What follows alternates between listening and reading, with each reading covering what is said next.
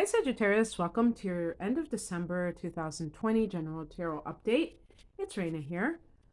So, how'd you like the solar eclipse in Sag? I thought that was more like a full moon. It felt really intense. It was quite interesting, to say the least.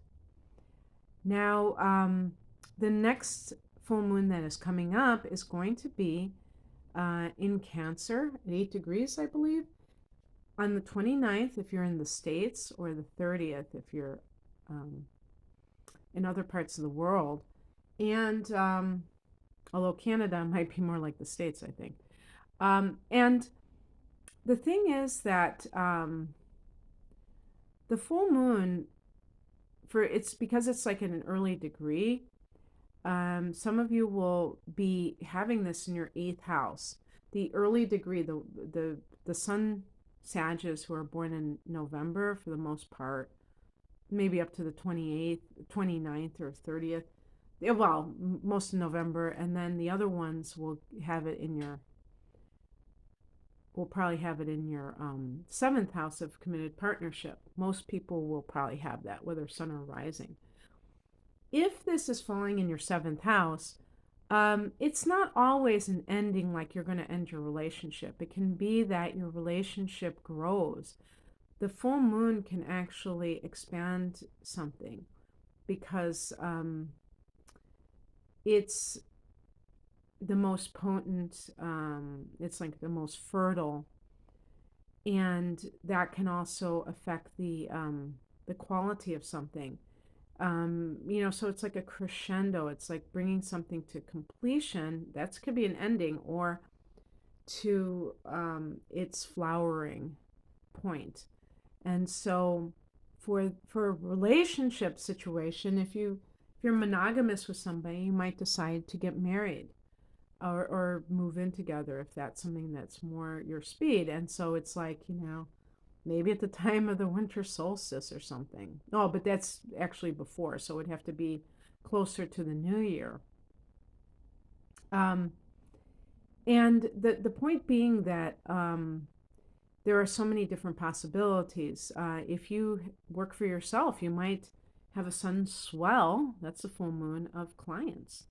And I feel like sometimes with these full moons, when it relates to more mundane matters rather than matters of the heart, is that it's kind of a long time coming. It's something that, has been waiting for you, and it's come to manifestation.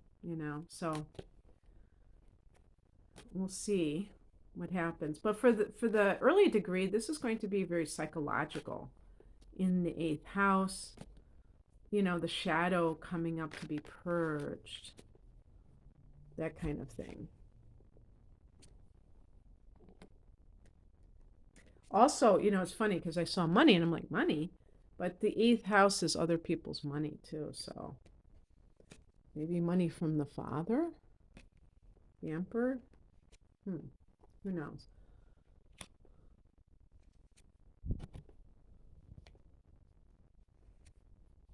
Wow. Look at that. We've got three major arcana cards. Oh, yeah. I didn't even say I was a Sag.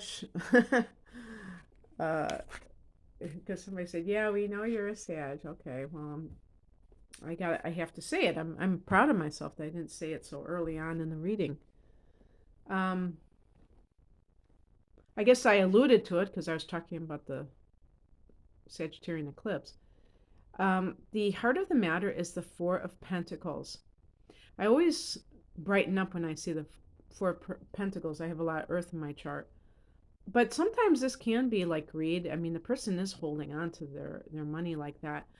But it's in the upright position, so I read it in a favorable way. The number four is a number of foundation, so it's kind of getting your ducks lined up, or feeling, but it can be feeling financially secure. So why is that? Are you getting some money that is making you feel that way? So the eighth house, when I was talking about that, can be inheritance. So maybe this is the end of some long, long protracted inheritance battle or saga, and finally everything is, working out. Um, but it could be just a feeling of financial having, money, and that's going to vary from Sag to Sag, what that dollar amount looks like. In the past position, another four, and this time in the major arcana, the Emperor. This can be a father figure. Perhaps that's the one where you're getting the money from that has crossed over. Um, but this could be getting your life together in order, and this is part of it, is that getting your life together, and that includes um, getting a handle on your money. Now, Sag has had Jupiter in the second house. Have you noticed in the past year that that has expanded your resources? I bet you any amount that very, very few Sages have their hands raised right now. And why is that? Isn't that supposed to be what's happening? Well, remember that Pluto is also in Capricorn in that second house. Now, Pluto can be wealth, but the problem is that Saturn went back into Capricorn. So Saturn is like the stern father going back and saying, what are you doing with your money? And Jupiter is like this overgrown teenager that wants to just do whatever, whenever. And that, Jupiter is the ruler of our sign, Sag. So there can be excess with Sag. I mean, with Jupiter, and not having that kind of discipline that Saturn is known for. And that might have been a bit of what would I call it? Not a wet blanket, but kind of a little bit of a buzzkill, because that might have been something that you were counting on. That think about how Sages are when they um, are enthusiastic about something, and then someone comes along, usually an earth or a water sign, right? And they throw cold water on that plan because that's just how they think. They're thinking that's not practical or something like that. So it's one of those things where you might be feeling like, oh man, I want this to happen, and yet it's not happening. So something, you may have to learn a lesson. Sometimes Saturn is about lessons about handling money management, learning the hard way. But I see the Four of Pentacles as a positive card or omen, if you will.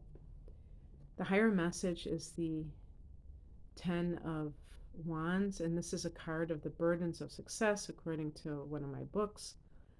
And this relates to working hard. Now, I think this has to do with the law of attraction myself. I really do, because look at how that person, it's funny the way where my camera is. Look at how the person is hunched over. A lot of times people really get this idea that in order for them to earn money, they have to, really work hard in order to do it. And the truth is that when you're really flowing with something, there isn't a need to be like slaving away at something. It's going to kind of like, I'm not going to say it's perfectly effortless, but I feel like the struggle, I think that's the word I'm looking for, and exerting yourself doesn't necessarily pay off. I was just reading something or maybe seeing a video, I can't remember which, and they were saying if working hard made somebody wealthy, then it would automatically follow that people who work really hard make a lot of money, and it doesn't work out that way. Now, I might be paraphrasing, and it's funny, I realize now that it was one of those commercials, before a video, maybe even before my videos. I see these commercials, that's kind of like self-help or these, mindset masters or whatever they call themselves. But it was, even though I just clicked off of it after a few minutes, I still found it very inspirational. But it was something along those lines. Um, and The thing is that the struggle, people identify with the struggle, and that's the problem. Is that when we say that we can make things happen by allowing it to flow, I think that it also frees up our energy where there's not a resistance, because when there's struggle, there's resistance. It's not fun to struggle. On the flip side of that, there are people who really think that they're entitled to things and they don't have to put in any effort and they kind of mail it in. Now, that's the other extreme, and that is not what I'm talking about when I'm talking about flow. So I'm talking about someplace in the middle, kind of like a sweet spot between, you know, having things work out, being able to do what you love and not having it be something that feels repellent, that repels you, but by the same token, um, that you are going to give your all to, that you are going to put everything that you have into it. People can feel that when you're really invested in what you do. And if it's a service to others, especially, I feel like it's very important to have that because it's like a piece of your um, soul in a way, in a positive way. What crosses you is the Five of Cups. This is a card of mourning the loss of something, and this isn't a challenge position. So it can be like not allowing yourself that room to mourn. And I would say, personally, as a Sagittarian, that I don't really like the idea of mourning. Um, I think that it's too,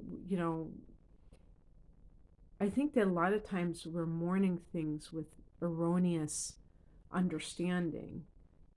Um, like mourning the death of somebody, thinking that we'll never see them again when that's not true, that I don't believe that's true, or feeling sorry for them, which I don't think that that's true either. I think that they are probably in a state of total ecstasy, when they leave this world. So I don't feel that way at all.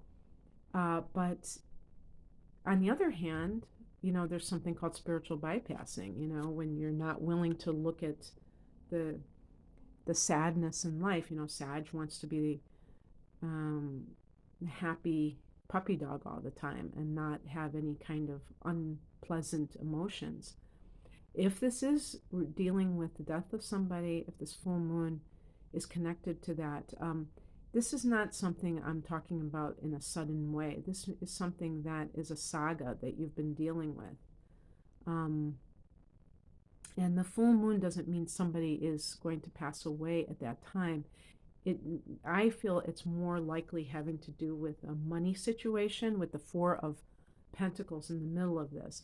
And so, you know what it could be? It could be something like you were so involved in some kind of a financial drama or dispute that you kind of forgot to mourn the loss of that person. And maybe that was part of the drama. And people don't even realize it. They think they're fighting over money, and really they're fighting over what that person, how that person treated them. If it's sibling rivalry, and there's always these buried resentments about, oh, they cared more about you than they cared about me, and especially if they gave different amounts of money and that kind of thing. It's very unpleasant and complicated. Let's put it that way. What's coming in? I love it. I love it. I love it. The Fool card. Now, this is for the second half of the month. Oh, you know what? I'm digging this for Sag in terms of the conjunction, the great conjunction. Jupiter, our ruler, and Saturn at 0 degrees of Aquarius on the winter solstice. 0 degrees. Get it? Um, and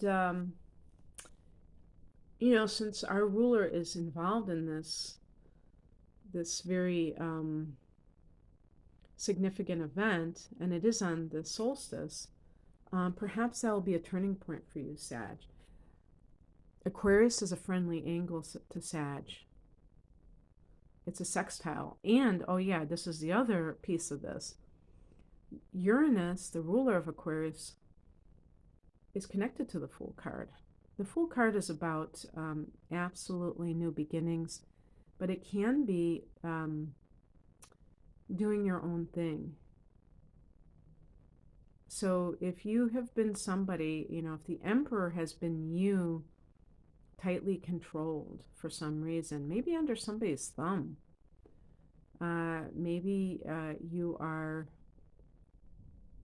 younger, a lot younger than me, in your late teens or early 20s, and you're leaving home and you're leaving some kind of very authoritarian parent who you can't really, a Sag wouldn't be able to really get along with that type of person very well, typically. And you don't even care what your plans are. You just want that freedom. You just want that blank slate ahead of you, and you don't want to have to deal with anything connected with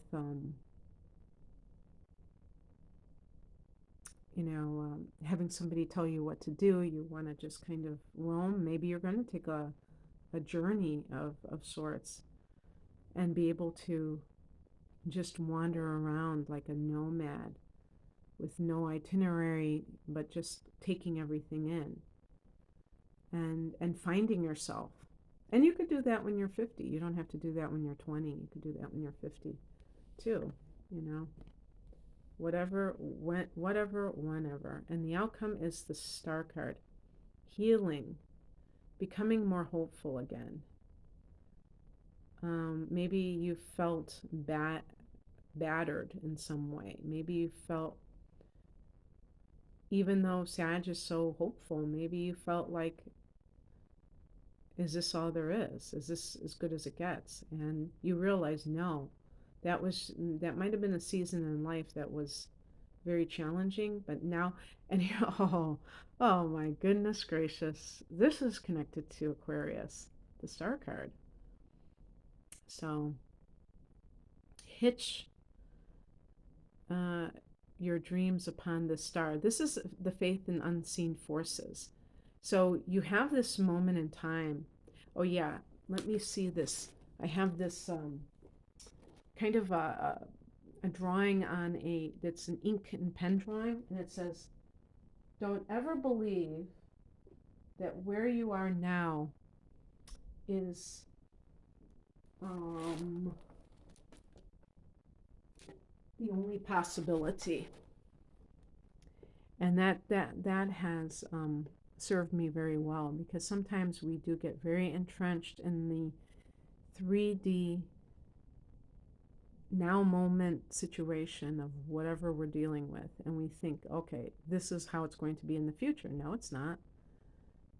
You can take inspired action right now and co-create a future that is different from this now moment. The Star card can even be somebody who's crossed over. Could it be a father who is guiding you, who is giving you inspiration? It's funny, and Dr. Dyer talked about this in spirit, and he was talking about, where does inspiration come from? And sometimes we have loved ones who are in spirit. They're not in body, they're in spirit, and they inspire us. Oh, okay, that's what I have for you, Sag. I hope that you enjoyed this, and if you'd like to look at 2021 and the themes that are presenting themselves to you with your natal chart, if you'd like a natal chart interpretation, I do those separately sometimes. Sometimes people don't want predictions. And I have a combination thereof and other types of readings. Please click on the link below to find out more information. Take care. Bye.